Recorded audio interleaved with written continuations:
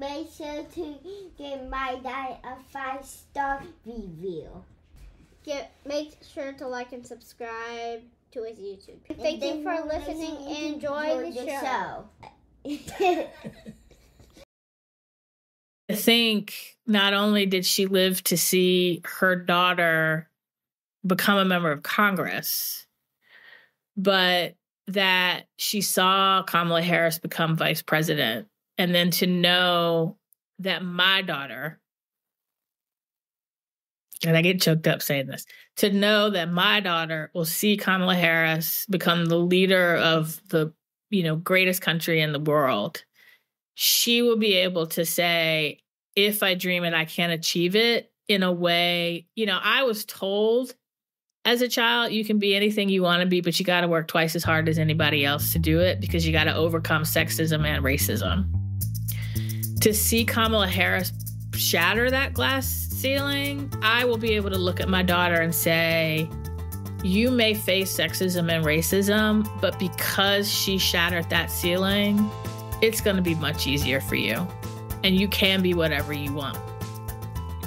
Hey, welcome back, Faithful Politics listeners and watchers. If you're watching us on YouTube, we're glad to have you. I'm your political host, Will Wright, and I'm joined by your faithful host, Pastor Josh Burtram.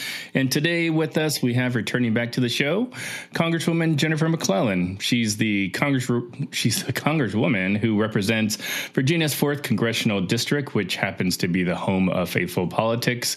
And she sits on the House Armed Services Committee and the House Science, Space, and Technology Committee. So welcome back to the show. Thank you. Glad to be back. Yes, good to have you back. I guess before we get started, I got to get some important questions out of the way. Halloween's coming up. Do you already have a Halloween costume in mind? Because I was looking back on some of the old pictures, and you've been like Black Widow, Queen, and Elsa, maybe. Not really quite sure what. Yeah. So what's it going to be this year? I can't tell you. So as you probably know, I do a giant harvest festival every year on Halloween, and I do a countdown. And if people want to know what I'm going to be every year, they've got to come to Harvest Festival to find out. So I can't. I will give you a hint, though. My daughter and I will be a mother-daughter duo. Nice. That's as much as I can tell you right now. But we really put up. Okay. That's good. I was wondering what I was going to dress up as this year because my wife is going to be dressing up as like Elphaba from the Wizard of Oz. And she has like this green lipstick and was debating whether or not to do the full green paint and I told her, well, if you're going to dress up as Elphaba, maybe I'll dress up like, I don't know, Diana Ross from The Wiz or like the Scarecrow, Michael Jackson's role. Yes, you could do the Scarecrow. Actually, have you seen Wicked? I have seen Wicked, yeah. So, I mean, you could be Fiyero, who becomes the Scarecrow, who is Elphaba's love interest. Interesting. Ah, that's a good idea. I'm going to write that one down, actually, because I was thinking you should have a contest like of the worst things you've been called as by your like opponents or by like crazy people on the internet, and you could see which one of those things should you dress up as. Of course, appropriately. Yeah. And all Congress should do that, and then we can start maybe seeing how these words really matter. Huh? But that gives them more power than I want to give them. So that's true. Yeah, that's true. That. Well, so since the last time we spoke, maybe you can kind of start us off by talking to our audience about all the wonderful things you've been doing for the 4th District over the past year. Well, I'll put it in kind of 3 buckets. One, which is my favorite part of the job, is the casework. Anybody who has a problem with a federal agency can call my office, and my excellent staff can help solve their problem. And so through the casework that we've done, we have brought back over $3 million to constituents of their money, whether it's, tax refunds or incorrect taxes, to veterans benefits, to Social Security benefits. So I think just helping people navigate issues with the federal government is probably my favorite part of the job. 2 is what we call community project funding. So as part of the annual appropriations process, every member of Congress can request up to 15 projects for their district. And all of the projects that I requested in the 24 cycle were granted. And so I brought back $15 million, everything from water improvement projects in Colonial Heights and the southern part of the district, to broadband projects in Henrico, to affordable housing for survivors of domestic violence, helping the city of Richmond with the combined sewage overflow problem, trying to fix that. So that's my second favorite part of the job, because it shows how when the federal government works together with our local and nonprofit partners, we can solve problems. And then legislatively, through the National Defense Authorization Act, I was able to get a number of amendments helping deal with quality of life issues for our service members, particularly around mental health services. I also got, Tim Kaine gets all the credit, but I had the House version of a bill that would prohibit any president from unilaterally withdrawing the United States from NATO. He would have to have a congressional approval. And then through the NASA Authorization Act, I was able to get some legislation passed that would, and this was one my son was pretty excited about, would have NASA work to establish a standard celestial time, which you're probably wondering, why do we need that? But as we start traveling back to the moon and beyond to Mars, we need to have a standard time that is the same for everybody. And you probably didn't know, on the moon, time is about 58 milliseconds different than here on Earth. So we got to make sure that everybody's using the same time, because that precision could, in a catastrophe or in an accident, be the difference between life and death. So those are a few of the things that I've been able to accomplish as a freshman member in the minority party. Wait, just that's awesome. Real fast. So the standard celestial time, that's fascinating to me, because like I've always, as a big Trekkie Star Wars person, I've always wondered, how do people end up in meetings on time? What time are they using? Because you're right, time works differently depending on how a planet celestial rotates. Time. So it's the first step. Star dates, I guess. The Klingon and the Vulcan and the human, how do they get there at the meeting at the exact right time? That is a great question I've never thought to ask or even ponder. So that's so good. I love that.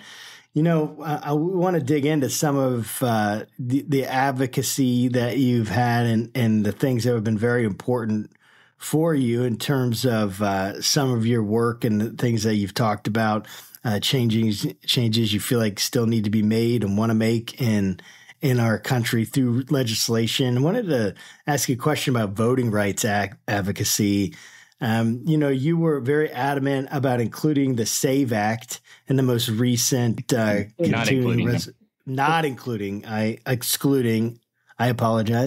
excluding the SAVE Act in the most recent continuing resolution. What kind of talk to us a little bit about that for those ignorant of what that even is, and how does that connect to the broader sense of federal voting rights and its evolving status right now in America? Yeah. So first, let me put that in context. Voting rights is very personal to me, because, in my own family, there's been a history of having to overcome barriers to voting. So my great grandfather, in 1901, had to take a literacy test and find 3 white men to vouch for his character just to be able to register to vote. And when he got the questions right, because he was on a list of people not to register because he was a community leader in the Black community, when he got the questions right, the registrar said, and this is the only time you'll ever hear me use this word, is in a direct quote, but the registrar turned to his assistant and said, "I need more questions because this nigger got them all right." My grandfather and my father paid poll taxes, and matter of fact, I took my oath of office on the Bible that my dad kept his poll tax receipt in. So it's personal to me, but it's also, in a government by, of, and for the people, only the people who get to participate have their perspectives heard and therefore have their needs met. So and as a history nerd, from day one in this country, there's been voter suppression, and the struggle has been, how do we ensure that anyone other than white land-owning men can vote? Because they were the first ones who were allowed to vote, and for a long time, the only ones. So the SAVE Act, what that is a bill that Speaker Johnson really pushed that would require anyone to prove their citizenship before they could vote. And number one, it's unnecessary. It's already illegal for non-citizens to vote. It's punishable by up to 5 years in prison if you do it in a federal election. There's no evidence of widespread issues of non-citizens voting or even trying to vote. But more importantly, it puts barriers in the way of citizens voting, because when I looked at that bill and really started asking questions about it, your driver's license wouldn't count. If you're a student or you work at a university, that ID wouldn't count. The only form of proof you could give costs money, like a passport or a copy of your birth certificate with other things. And to me, that was a modern day poll tax that would result in American citizens having barriers put in the way for some that are not overcomable easily. And I'm not going to do anything that's going to put more barriers in the way of people voting. We need to be removing barriers. Yeah, that's really well said. And, thankfully we were able to get the CR passed and there wasn't a shutdown, although I suppose maybe in that same vein, kind of as a follow-up question, what concerns would you have with, I forgot, was it December 5th or December 20th, when you all meet again to kind of discuss the budget? So like if let's say Kamala Harris wins, and we still have a Republican Congress, like is that going to affect anything, especially with regards to certifications of elections and all that other kind of stuff? A couple of things. So the new Congress will be sworn in on January 3rd. So when we come back to do government funding, it'll be the current Congress that does it, and hopefully we will pass. We got 12 appropriations bills we've got to pass. Hopefully we will have done that with no drama. Yeah. Then it'll be the new Congress that certifies the election on January 6th. And I have concerns that if it is a Republican majority, if Mike Johnson is the speaker again, he was one of the legal architects behind the challenging of vote certification in 2020 of the 2020 election, and there are some members of the Republican caucus who still won't admit that Joe Biden won the election in 2020, despite no evidence of election fraud then. So I do have some concerns. If they're in the majority, will they certify the election? And a lot of Republican candidates, when asked, won't say whether they will certify the election or not. Whereas I no matter who wins, I'm going to vote to certify the election absent widespread evidence of an issue. And normally that will be flagged well in advance. And our elections are very secure. It is very hard to commit voter fraud in this country. And so I don't expect there to be any real evidence of voter fraud, no matter who wins the election. So I'm going to vote to certify the winner, period. But there are a lot of people on the other side of the aisle who have not pledged to do the same. And that does concern me. Yeah. I want to ask you about climate change. I know it's an area that you're passionate about, and especially given, the events of Hurricane Helene. We have seen just this level of devastation that I don't think anybody could have predicted. And but I want to ask you kind of about climate change, sort of through a different lens that you might have some unique insight on. So, being that you sit on the Armed Services Committee, is climate change an when from a readiness perspective for our military? Absolutely. And I actually made that point in a committee meeting when one of my landlocked Republican colleagues from, I think, Indiana was attacking the Secretary of the Navy, asking why do you say that climate change is a primary concern? Shouldn't it be operations? And I asked a series of questions, sort of connecting those dots. So and I'll give you an example. The largest naval station in the Western Hemisphere, if not the world, is in Norfolk. Norfolk is one of the most vulnerable cities to rising sea level. There's a road that goes right down the middle of the naval station. And when I visited and I asked the commanding officer, what keeps you up at night? One of the things she said is, with these rising, with an increase in the number of these major storms or even just major rain, when there's a lot of rain, that road floods and I can't get from one side of the base to the other. It also, rising sea level has an impact on our ships. Rising temperatures has an impact on our service members, particularly in parts of the world where they're stationed that are over 100 degrees.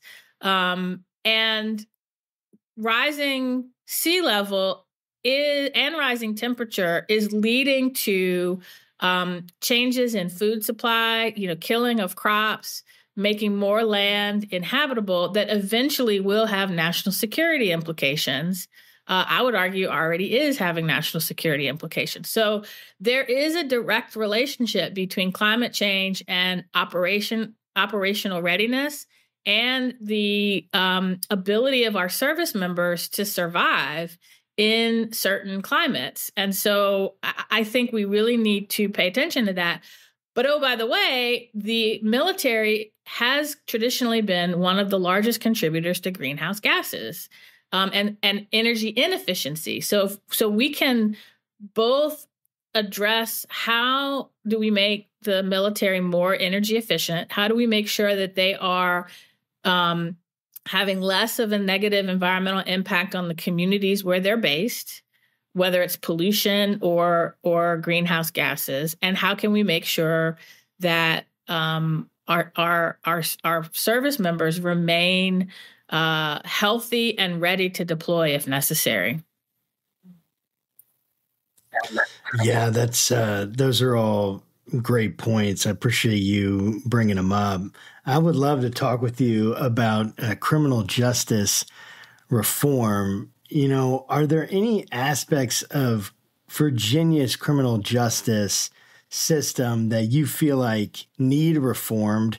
And on the other side, are there aspects of Virginia's criminal justice system, so that's where we are, right, that you would like to see replicated or seen on a federal level? And even maybe connecting that to overall what needs to change in our criminal justice system. I think there's three major areas, sort of on the prevention and response. So I've done a lot of work breaking the school to prison pipeline. I think since we were kids, I think we're all roughly the same age, Gen X.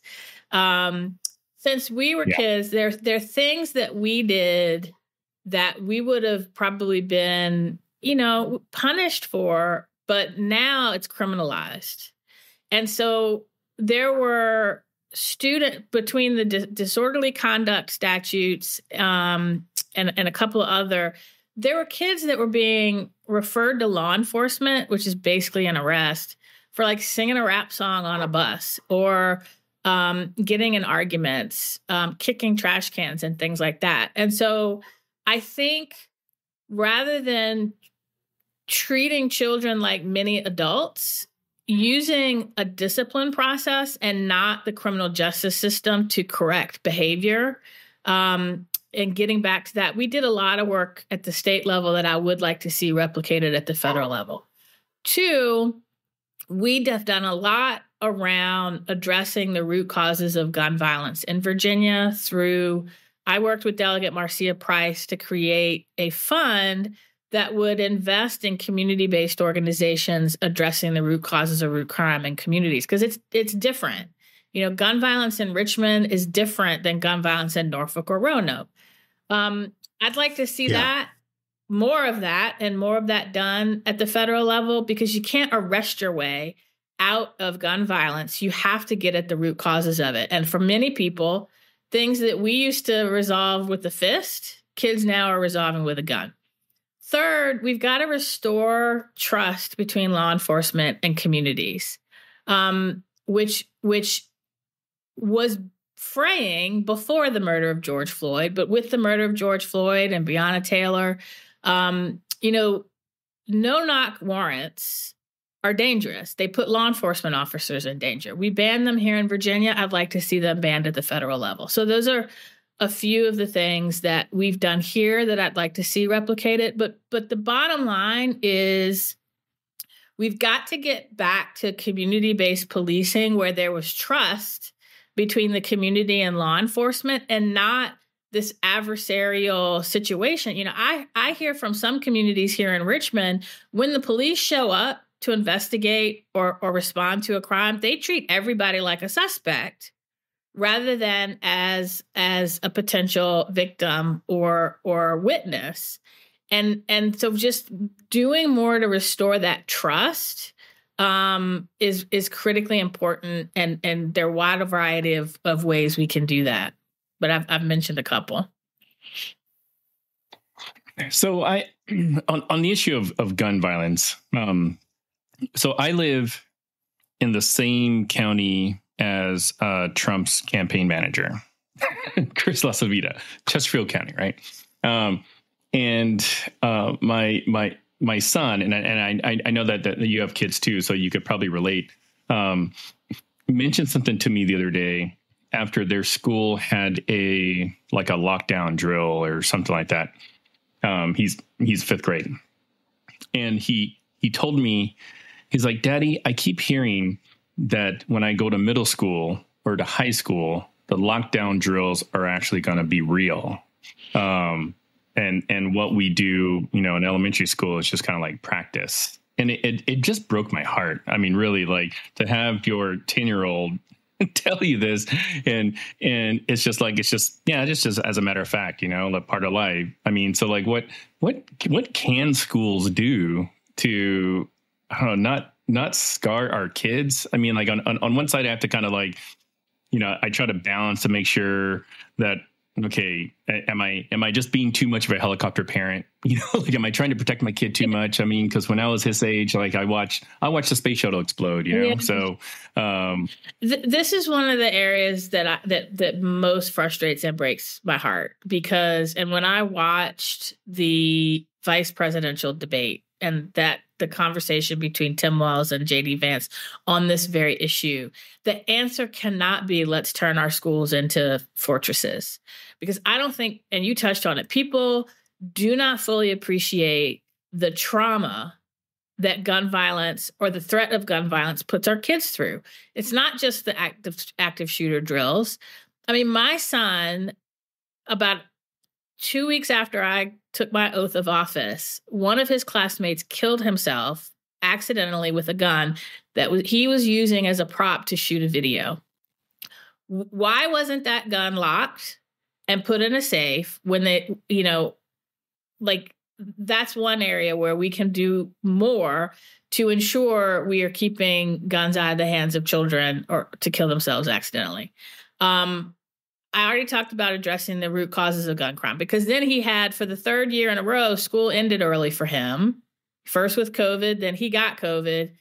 And then there was the shooting at the graduation that ended school early, because we're not addressing the underlying root causes of gun violence. I think we need to bring back I forgot the name of it, but the automatic weapons ban. There are weapons of war that were never designed to be in civilian hands that now can be used too quickly to kill people. And assault weapons ban. Thank you. Right. And I think it's not, I mean, yes, the number of lives lost to gun violence is tragic. And the families of those that are killed by gun violence. But we've also got to think about the impact that this is one reason why our children are facing higher levels of anxiety and mental health issues, because they're afraid every time they leave the house that they could be next, that they could be killed. My son's one of them. And every time there's not just a mass shooting, but like, when a 9-year-old is killed in a park, caught in the crossfire, I've got to sit down with my son and talk about, I don't know if you're next, but I'm doing everything within my power to make sure that doesn't happen. But that is an anxiety he lives with every single day that we didn't have to as kids. I do have a follow-up question on the assault weapons ban. And this has sort of been a point of debate within my house anyways, because like my wife is purely in the guns are bad sort of camp. She was raised Mennonite. I'm a former infantry guy. So like I wouldn't say I have this like, fetish with guns, but I like shooting guns. I have a couple guns myself. You like guns, Will. Yeah. One you might even, consider an assault rifle. And I made it clear to a lot of people that if I knew without a shadow of a doubt that me giving up my assault rifle would save lives, like I'd do it in a heartbeat. Wouldn't have any issues with it, assuming I get like fair market value for myself because it was expensive. But I guess like how can okay, I'm anticipating. Go ahead. There was an assault weapons ban put in place under President Clinton. It did save lives. The numbers bear it out. The statistics bear it out. And when it expired, the number of mass shootings went up. The number of and mass shootings in particular is what I'm concerned about with the assault weapons. And when there is an assault weapons ban, it's not let's go confiscate all of the guns that are on the street. That's a different conversation. It's about no more manufacturing and selling of these guns to the civilian population. These are guns that were created for warfare. Why do you need that for sport purposes or for hunting? Or even if you do, then that's a separate conversation that we need to have. But they do save lives. The proof is that we had one for at least 20 years and the number of mass shootings went down. And when it expired, the number of mass shootings went up. And a mass shooting is 4 or more. So they work. I don't understand the debate here, honestly. I don't understand when every other thing that causes mass deaths, there's this hysteria around, well, we got to do something to ban it.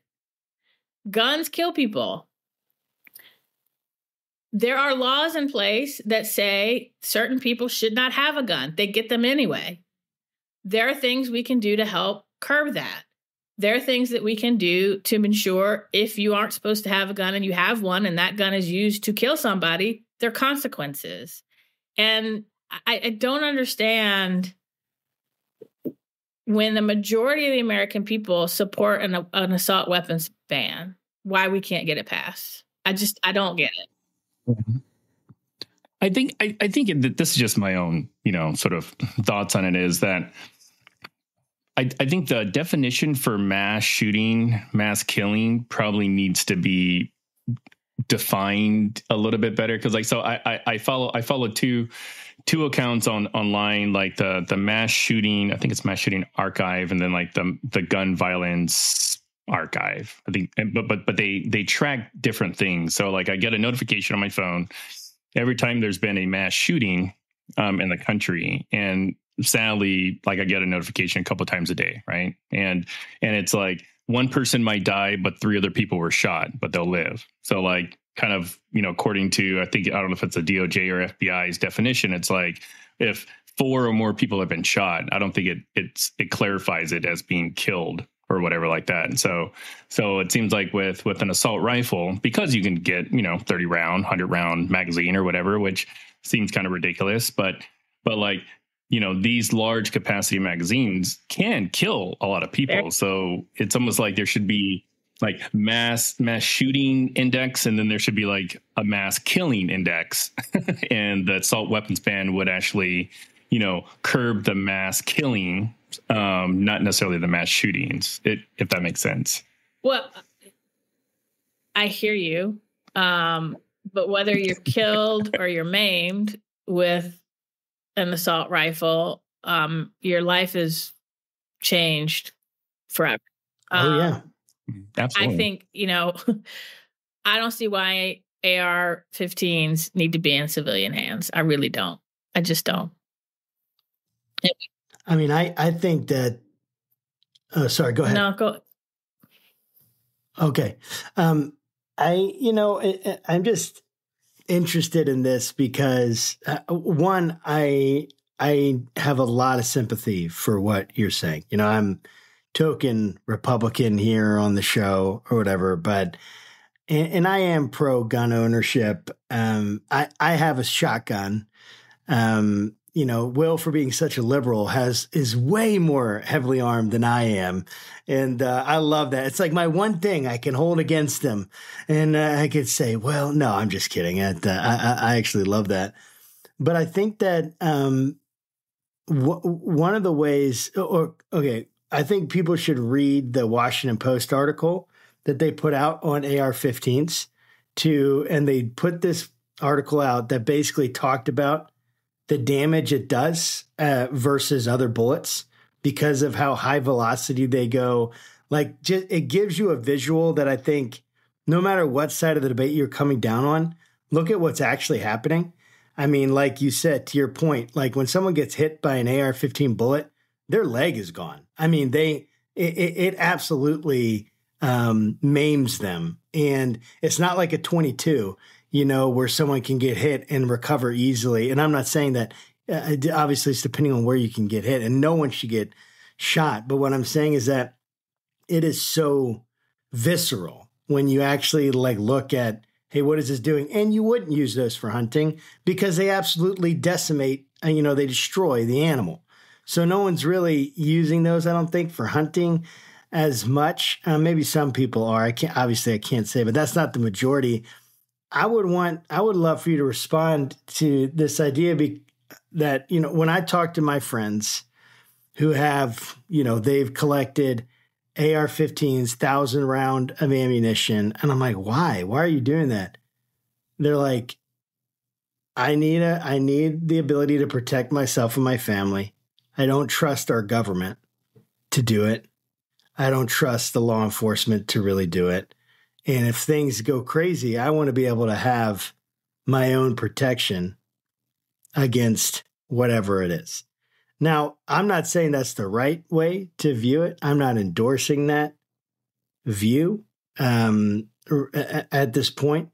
But what I'm saying is it's not like as much, oh, yeah, I want this for hunting. No, people know what it's there for, and they're using it and they're getting it for protection. The people I know.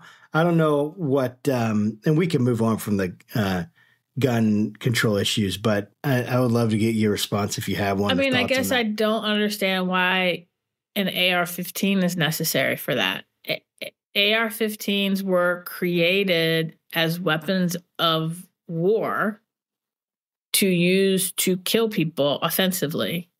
There are many different types of guns that you could use for defense purposes. I don't understand that. And I'm willing to have that conversation. I don't understand why you need an AR-15 to protect your family. That's fair.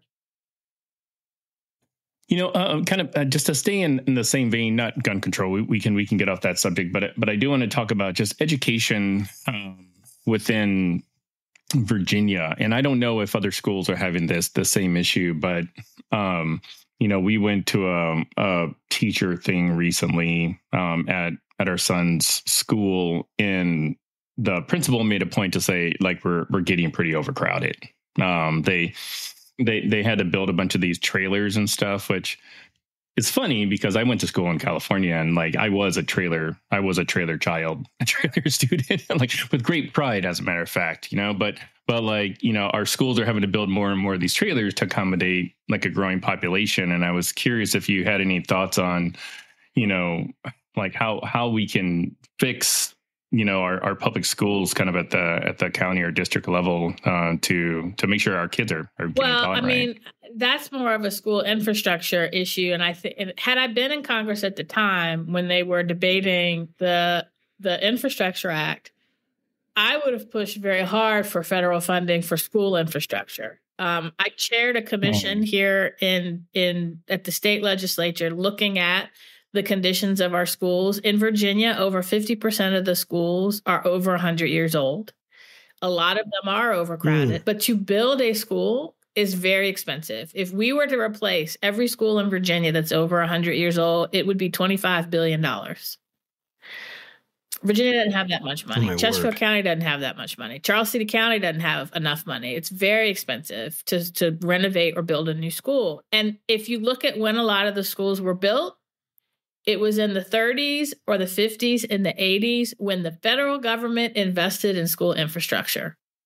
And so I think, and we did a lot of work at the state level creating a fund for more state funding.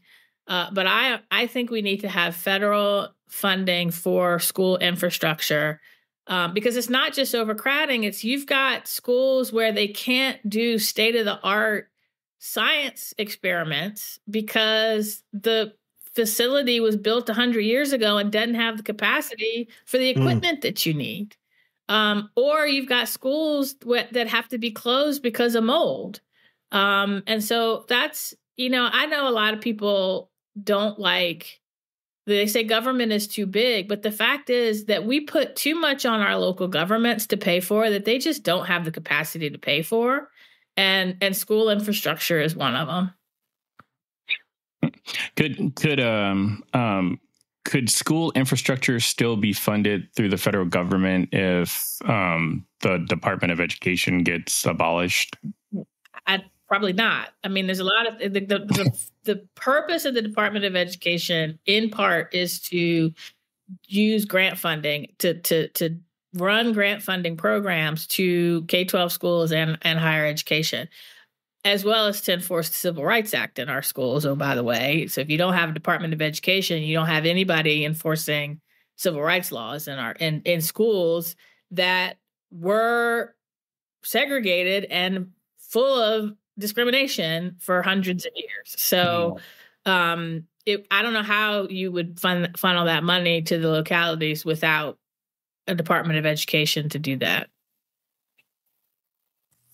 Yeah, that's fascinating. I'm thinking about the expense of $25 billion to get to replace the schools we already have, right? So that's not increasing our capacity. Right.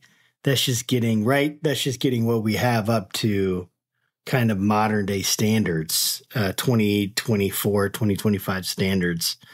And that's like a huge mind-blowing number. Maybe we could borrow some from Donald Trump, and then maybe we could borrow some from the Defense Department. They might have a few dollars. Like, didn't they they couldn't even find like $13 billion or something like that? Maybe we could figure out how it's, I'm just making that number up. But I remember, some controversy. Some trouble with their accounting. Yes. Yeah, but I'm just thinking about like taxes in general, right? The tax code. But even, and let me just stick with that, the tax code, because, and again, this is very amateur, very ignorant. That's me. Like, I don't know enough about it to make any kind of authoritative statement, so I'm not. But I'm just wondering, like, is there a way to funnel some of the taxes, the enormous amount of taxes going to the federal government, and get some more of that, like change the tax code so that more taxes could go on the local level? And I would love for you to, respond to that, and then talk about the tax code in general and what you think might need to be changed. So a lot of federal taxes do go back to our localities through grants or through like the community project funding that I talked about, the $15 million that went back into localities for specific projects. That's funded through federal taxes. And so some of it does go back. I think my biggest frustration with the tax system is, and here in Virginia, I can't speak to every other state, but here in Virginia, the only source of revenue we authorize localities to use is property taxes. Okay. That bakes inequity into the system, because you can have, like, Chesterfield County has a much larger tax base than Charles City County. And so, for argument's sake, it's, Chesterfield County has more money to use to build schools or renovate a school than Charles City County does. And so that right there creates an unlevel playing field among localities, so that the quality of school you go to depends on what zip code you live in. I think, but the state can do income taxes. The federal government does income taxes. I think allowing localities to offset and say, rather than doing a property tax or rely solely on property tax, we're going to do a mix of maybe a 1% income tax or 1% sales tax. I think the more tools you have in your toolbox, the easier it is for you to say, we're going to have a tax system that is least burdensome to our citizens or our residents and our businesses, but allows us to meet their needs. And we don't give our local governments the ability to do that. And as a result, they can't pay for everything that they need. So then they have to come to the state or the federal government and say, we need more money from you.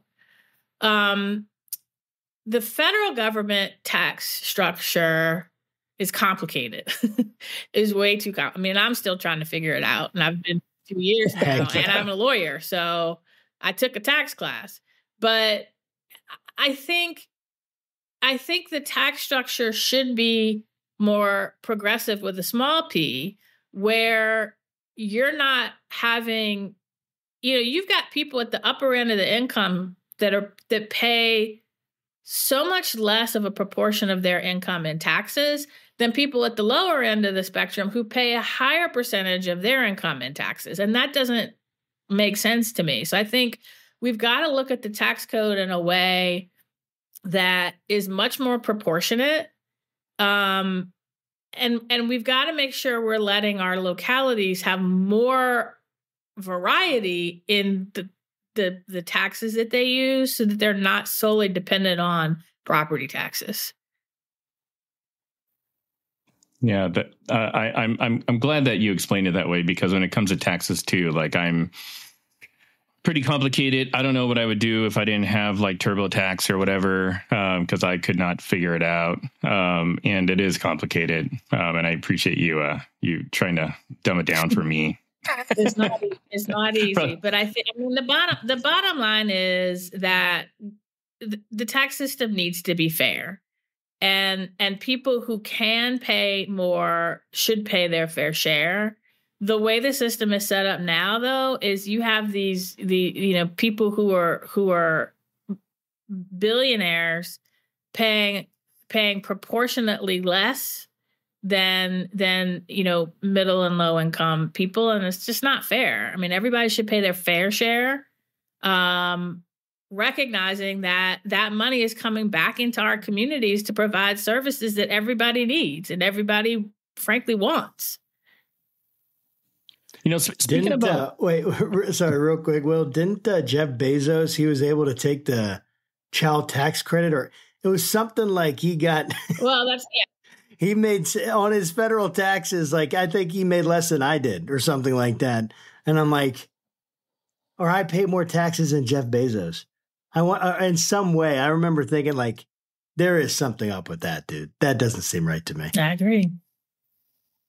Yeah. So, speaking about government providing services, the infrastructure bill seems like it's had quite the impact on America and has benefited folks quite a bit, despite no support from Republicans voting on it. They'll show up to the ribbon cutting though. Yeah, to the groundbreaking ceremonies. Oh yeah. Like how has the infrastructure bill affected folks in your district? Oh, tremendously. I mean, everything from, it's the largest investment in sort of clean energy, clean transportation. So everything from,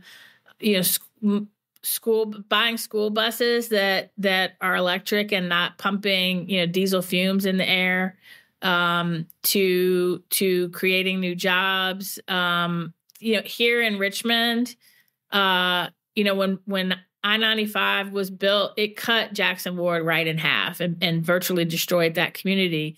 Now, through the Infrastructure Act, they're funding a study feasibility study to reconnect Jackson Ward to the rest of the city through a bridge that would go over the highway. So, whether it's, transportation infrastructure, water infrastructure improvements that are critically important to help people drink clean water.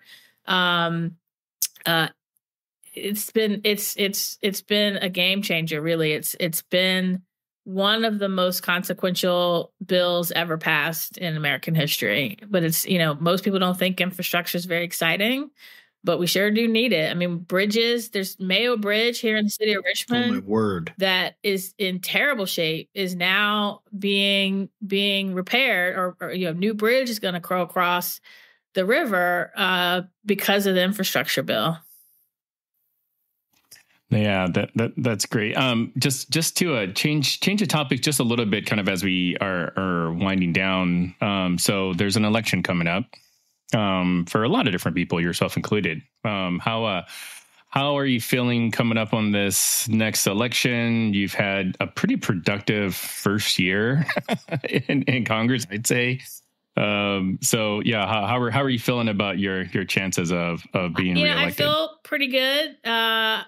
I do have an opponent. He does not live in the district. I don't think he's ever lived in the district. I was born. And I did invite him to come on our show, by the way, just FYI. Well, I was born and raised here, raising my family here, and have represented a big chunk of the district for, over 18 years as a state legislature. So I know this district, I know this communities, what they need, and I'm working to address those needs. So I feel pretty good. I am also cautiously optimistic that Kamala Harris and Tim Walz will win. Tim Kaine will be reelected. You hear every year in Virginia that this is the most consequential election of our lives. I think this really is. Yeah. I think this one will determine whether our democracy survives. I think this one is really an inflection point of, are we going to choose a new way forward where we focus on meeting the needs of everyone, where we build an economy that leaves no one behind? Or are we going to go back to the, Trump years of chaos, division, and hatred? And I think, I'm on the Harris Walz Advisory Council. I've been traveling all across the country. And the most poignant moment to me on the campaign trail was in Milwaukee. We were doing a roundtable on healthcare costs and how the Affordable Care Act has helped between that and I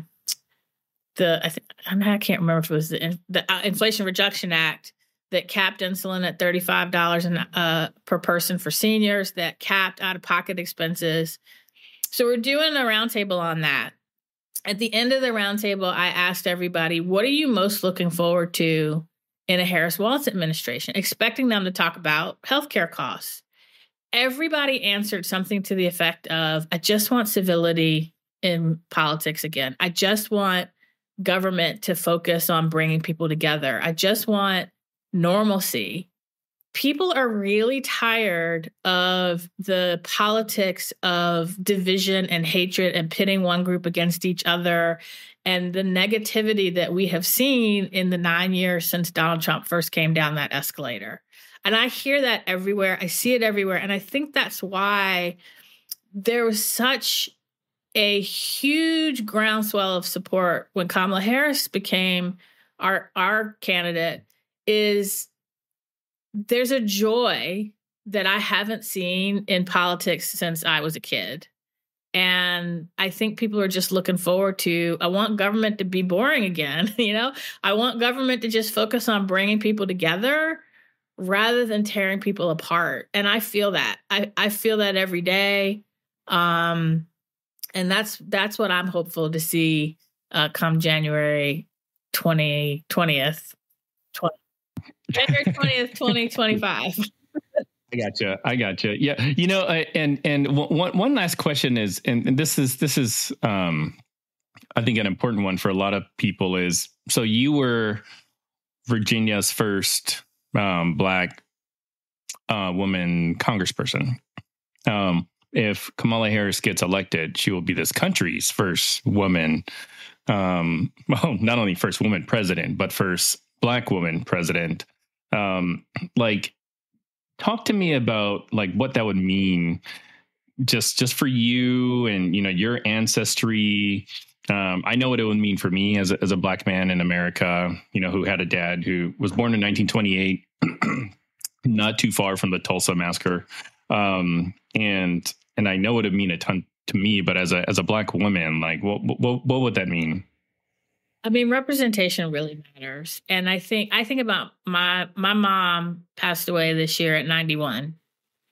She was born on the Gulf Coast of Mississippi, the third youngest of 14 children. And yet she was the first member of her family to go to high school, because in her town, there were no options for Black women other than an 8th grade education and then becoming a domestic and taking care of somebody else's family.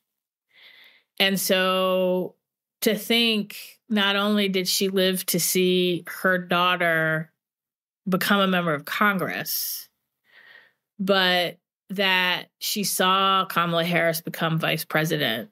And then to know that my daughter, and I get choked up saying this, to know that my daughter will see Kamala Harris become the leader of the, greatest country in the world. She will be able to say, if I dream it, I can achieve it in a way. I was told as a child, you can be anything you want to be, but you got to work twice as hard as anybody else to do it, because you got to overcome sexism and racism. To see Kamala Harris shatter that glass ceiling, I will be able to look at my daughter and say, you may face sexism and racism, but because she shattered that ceiling, it's going to be much easier for you. And you can be whatever you want without having to work twice as hard, because that road has been paved for you. That's what that means to me. Wow. Yeah, it's cool. Thank you for sharing that. Thank you. What are you most hopeful about for the future of our country? For, we have this election. As we move on from this election, what are you most hopeful about as we're moving into the future?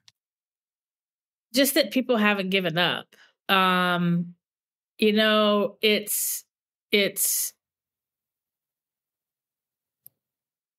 It is always darkest before the dawn, and we are in a pretty dark time as a country right now, and we have been, really since 2016, maybe 2015 with that whole campaign. But people haven't given up on this country, and when I see, anytime you have Dick Cheney and AOC coming together to do what they think is in the best interest of this country, I think the idea of a government by, of, and for the people is stronger than the people that are trying to tear us apart. And I am hopeful that this election will prove that, and that we will come through this dark time, just as we have every other dark time. We will come through this dark time stronger because we're coming together. And that's what I'm most hopeful for. Man, that's great. Really, really well said. How can people get in connection with what you guys are doing and find out more information about your campaign and all that? So on the official side, my website is mcclellan.house.gov, and you can find all the ways to reach my office or me if you have an issue with a state agency, a federal agency, or you want to know more about what we're doing legislatively. You go there, and on social, you find me at Rep McClellan, R-E-P McClellan. On the campaign side, it's jennifermcclellan.com. And on all the socials, I'm Jen with 2 N's, McClellan, VA. That's great. Well, thank you so much. Yeah, thank you. Representative McClellan. It's been such a pleasure to have you on the show with us today. Thank you. It was a pleasure for me too. Absolutely. And to all of our listeners and followers and viewers, make sure you go check out the website, see what's going on with the campaign and what Representative McClellan has been doing in the 4th District and her plans for the future. Definitely want to encourage you to go check that out. We'll have appropriate links in the show notes. Make sure you like and subscribe, share this with other people, because people need to hear this content. We're trying to do something different, have a different kind of conversation going on. So make sure that you do that. And until next time, keep your conversations not right or left, but up. Thanks, guys, and God bless.